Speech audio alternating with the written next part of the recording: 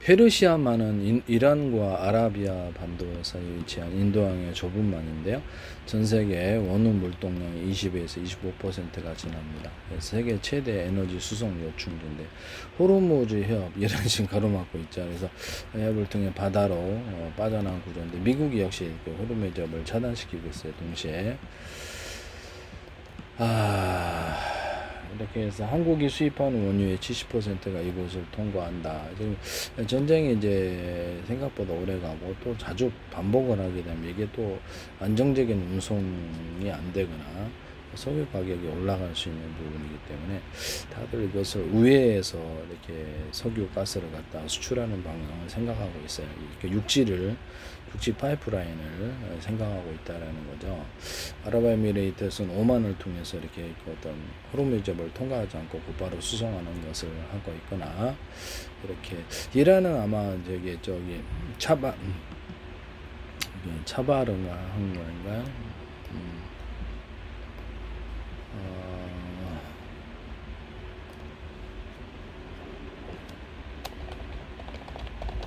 차바하르항을 통한 수송을 생각하고 있는 것 같은데요. 그래서 중앙아시아, 파키스탄을 위해서 인도, 파키스탄에서 중앙아시아, 아프가니스탄 진출, 이렇게 해서 무역을 이쪽으로 좀 하려고 그러는 것 같은데요.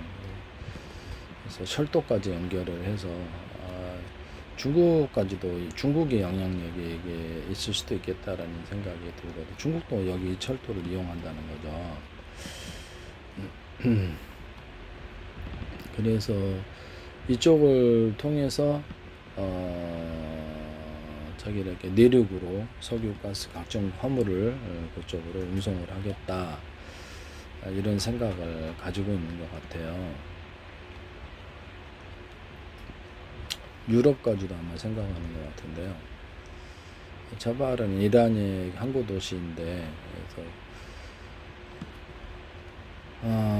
파키스탄의 카르치 항과 가다랑을 거치지 않고 아프가니스탄, 중앙아시아 국가들의 무역 화물을 보낼 수 있습니다 라고 나와 있어요.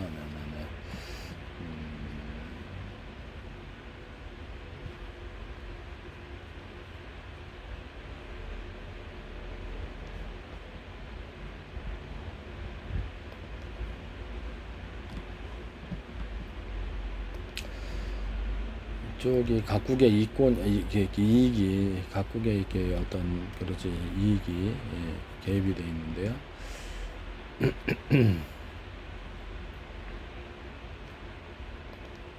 군사 전략적인 곳으로도 가치가 있다고 합니다. 그래서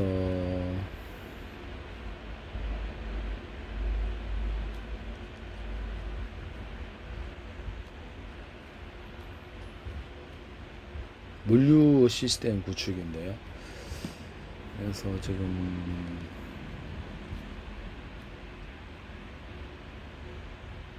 상업적이면 또 전략적인 잠재력을 모두 갖췄다라고 나와 있어요. 차바르는 러시아가 주도한 국제 남북 수송 해량을 완성하는 연결고리 역할을 한다. 러시아, 중앙아시아, 이란, 인도를 직접 연결하는 거대한 복합 운송망이다 라는 거죠.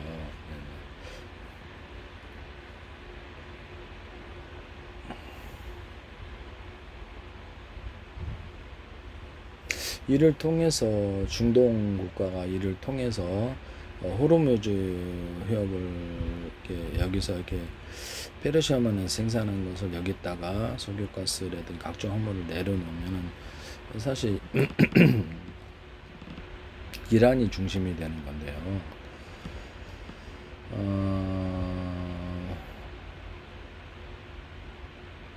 모스크바에서 인도 뭄바이까지 연결할 때 기존에는 북해와 지중해를 거쳐 수에즈 운하를 이용하는 해서향, 수에즈 운하를 이용을 했는데 16,000km 이동해야 되는데 인도와 차바랑이 연결되면 내륙을 관통해서 이동거리가 절반이야. 이게 좀 7,200km로 줄어든다 이렇게 나와 있어요. 중국 쪽으로도 가고요. 중국 쪽으로도 가죠. 중국 쪽으로도.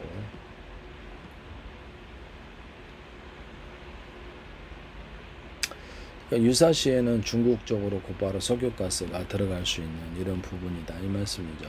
네네. 네, 이게 이제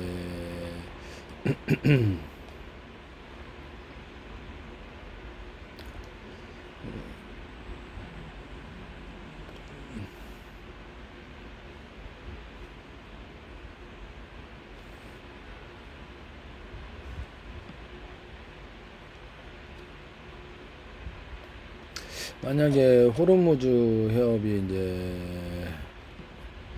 인도가 이제 이렇게 야 이게 우리 호르무즈 해협 열어줄게 이쪽으로 사바롱으로 이렇게 갖다 놔 그러면 인도 중심으로 이제 된다는 뜻이죠. 그래서 중동이 이제 인도 이렇게 인도가 아니라 이란 중심으로 이렇게 패권이 정리되는 이런 부분입니다. 인도 모든 무역이 이제 이쪽을 통해서 결국은 이제 중국 쪽으로 중국과 러시아가 중동이 가까워지는 이런 현상이 일어나겠죠. 중국은 이렇게 해양 루트를 개척한 1대1로 프로젝트를 계속 진행하였다. 그래서 이란을 통해서 이제 모든 물자가 석유가스 물자가 들어간다라는 거죠. 그래서 이런 부분을 말씀을 드립니다.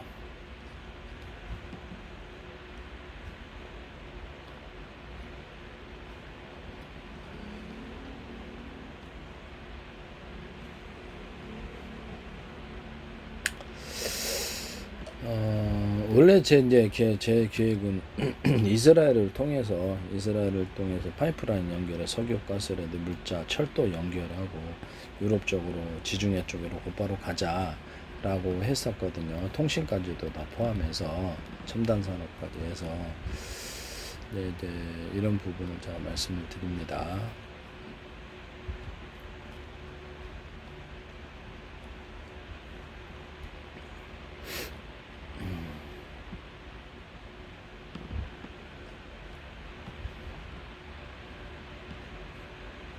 사실상 중동이 그렇게 되면은 중국과 러시아하고 긴밀하게 연결되거나 인도하고 연결되는 부분이다라고 생각하시면 되겠네요. 경제적으로 발달은 하겠죠. 발달은 하겠습니다만, 그리고 사실상 미국의 영향력이 사라지거나 대폭적으로 줄어드는 현상이다. 그래서 이 부분에 대해서 탐탁치 않게 생각할 수도 있다. 수에즈 운하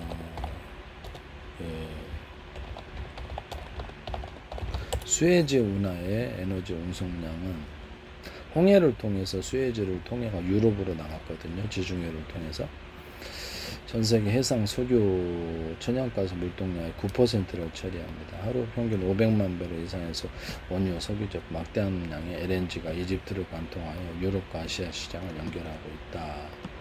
유럽의 물건은 이쪽으로 또 들어오겠죠. 수에즈 운하를 통해서. 그래서 미국과 러시아산 원유 석유 제품이 아시아로 향하는 남행 물동량도 크게 증가했다. 중동의 원유가 유럽과 북미로 향하는 북행 물동량도 있다. 그래서 대형 유조선이 운하를 통과하지 못할 경우 홍해에서 지중해로 원유를 직접 이송하는 수메드 파이프라인을 통해서 하루 약 200만 배 이상 원유가 추가로 운송된다.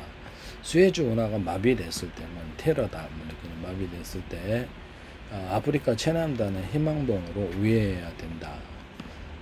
그런 일이 있을 수 있죠. 그래서 이로 인해 항해 일수가 10일에서 14일 이상 길어지고 막대한 추가 운송 비용이 발생한다라고 나와 있습니다.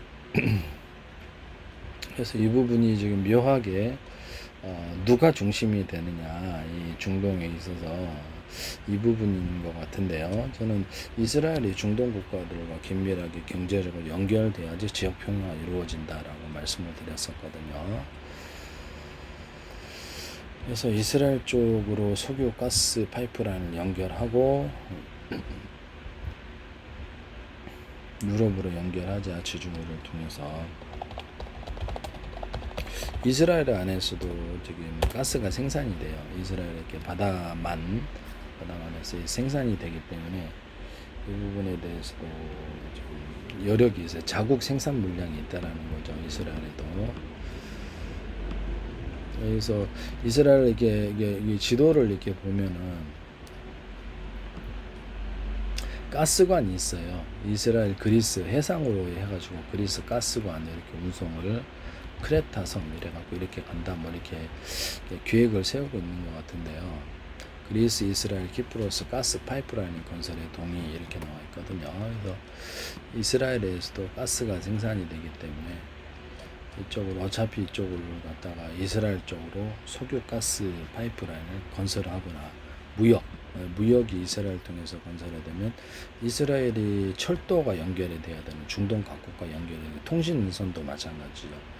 이제 통신선도 해적 케이블도 이쪽으로 좀 연결해 놓자라고 말씀을 드렸는데 이렇게 되면 이스라엘의 경제적으로 일단 굉장히 부강해질 수 있는 이런 부분이 있어요. 그렇죠. 거기서 이제 기업들이 들어오겠죠.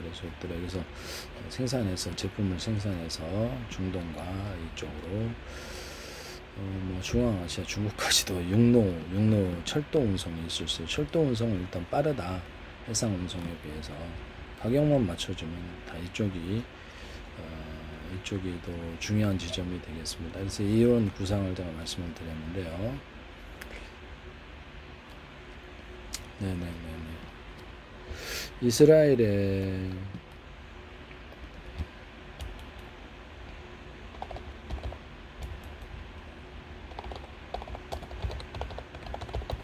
이스라엘 홍해 연결 지점이 최남단 항구도시 에일라이트입니다. 에일라트인데 그래서 홍해 북동쪽에 아카바만에 자리 잡고 있다. 그래서 이스라엘은 아프리카 인도양 방면 해상 무역로 해군 작전로를 확보하고 있다라고 나와 있는데요.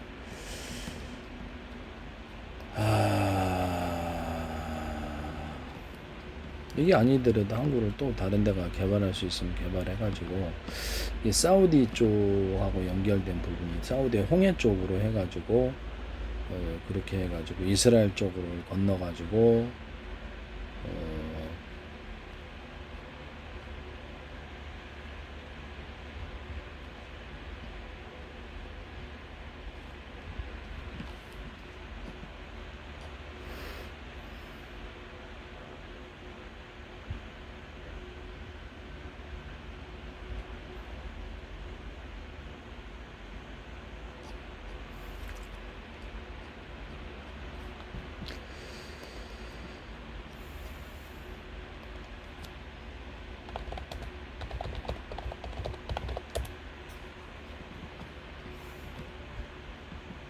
이스라엘은 지중해 홍해를 직접 잇는 자체 운하를 보유하고 있지 않습니다. 그래서 에일라이트 아슈켈론 송유관 또는 육로 및 이집트의 수에즈 운하를 통해서 이집트의 수에즈 운하죠. 두 바다를 연결하는 물류 및 에너지를 이동시키고 있다. 이렇게 나와 있어요.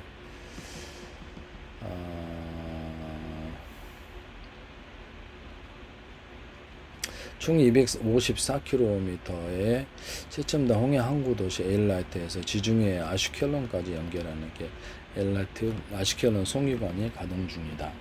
중동의 원유를 홍해에서 지중해로 옆방향으로도 수송할 수 있다. 이런 부분을 말씀을 드립니다. 그래서 이쪽을 통해서 문제가 생기면 사우디는 적어도 수출할 수 있거든요. 그러나 이제 이라크라든지 아랍에미레이트 이쪽은 육로를 통한 파이프라인을 건설을 해야 되는 거거든요. 이제 철도까지 해서 그래서 가능성은 있다. 즉 그래서 곧바로 지중해로 곧바로 나가서 유럽에게 줄 수 있다라는 유럽 및 미국으로 출발할 수 있겠죠. 그래서 이런 부분을 말씀. 미국과 이제 중남미도 있으니까.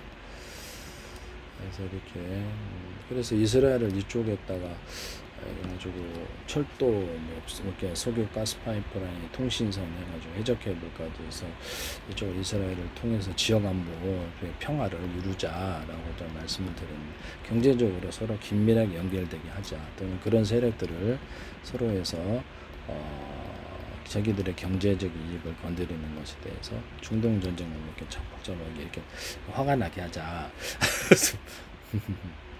이 말씀을 드렸는데요. 이스라엘은 수에즈 운하를 위하기 위해서 에일라이트항과 지중해 연안의 항구 등을 잇는 화물 철도망 구축, 그래서 지중해 철도망 현대화 프로젝트를 마침 추진 중이다 이렇게 나와 있습니다. 그래서 이스라엘은 팔레스타인과 요르단 팔레스타인 공동 홍해 해수를 끌어올려 수위가 낮아지는 사유로 보내고 그 과정에서 담수를 생산한다 이렇게 지역 협력 프로젝트에 서명한 바가 있다. 이집트의 수에즈 운하를 대체하기 위해서 엘라트 홍해에서 지중해를 잇는 260km 길이의 거대 인공운하 건설 프로젝트를 구상해왔다. 현재는 아직 구상 단계에 머물러 있다. 제가 보기에는 가장 현실적인 건 철도다. 그래서 이런 부분은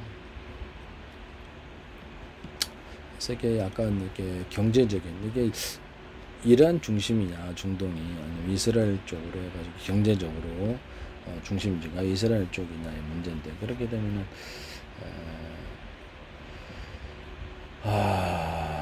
이스라엘 쪽에서 이집트로 또 철도가 건설이 돼야 되는 부분인데요. 이집트도 덩달아서 잘 되겠죠.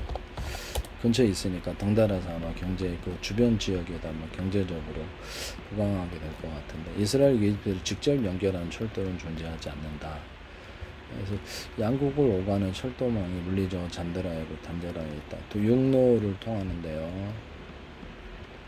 과거의 역사적인 중동의 역사적 이유로 인해서 이렇게 돼서 자국 내 철도 네트워크를 운영하고 있지만 국경 횡단총 또는 건설되기 없다. 그러면 이게 이집트 간에도 그 건설을 의논을 해야 될 것 같아요.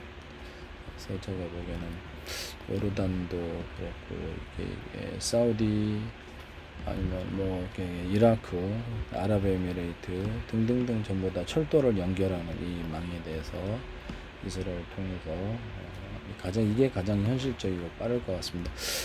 운하는 현실적으로 좀 이렇게 너무 많은 기간이 들리기 때문에 언제 될지도 알 수 없고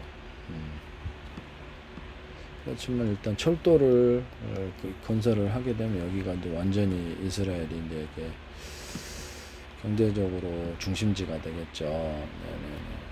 거기 막히면 거기 막히면 나머지 중동 지역에 물량을 배달을 못 받는다 말씀이에요. 그렇게 되면 또 그 항로를 통해서 운영을 해줘야 되는데 그래서 긴밀하게 경제적으로 연결되어서 상업적으로 활발하게 하자 그런 말씀을 제가 드립니다.